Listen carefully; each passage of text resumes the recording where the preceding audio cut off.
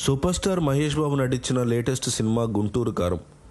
సంక్రాంతి పండుగను పురస్కరించుకుని ఈ సినిమా జనవరి 12వ తేదీన ప్రపంచవ్యాప్తంగా ప్రేక్షకుల ముందుకొచ్చింది. మొదట ఈ సినిమా మిక్స్డ్ టాక్ను సొంతం చేసుకున్నప్పటికీ క్రమక్రమంగా సినిమా కలెక్షన్లు పెరిగాయి. మహేష్ బాబు యొక్క స్టామినాని చాటాయి.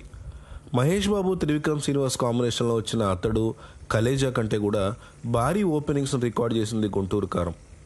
మహేష్కి మంచి పట్టు ఉన్న నైజాం ఏరియాలో కలెక్షన్ సునామీ సృష్టించింది. ఈ మధ్యకాలంలో విడుదలైన మహేష్ బాబు అన్ని సినిమాలు కూడా ఈ రేంజ్లోనే బాక్సాఫీస్ని షేక్ చేస్తున్నాయి.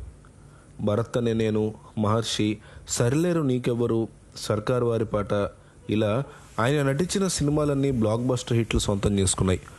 వరుసగా 5వ హిట్ సినిమాతో 100 కోట్ల రూపాయల కలెక్షన్ మార్కును దాటిన మొట్టమొదటి హీరోగా మహేష్ బాబు రికార్డు సాధించాడు.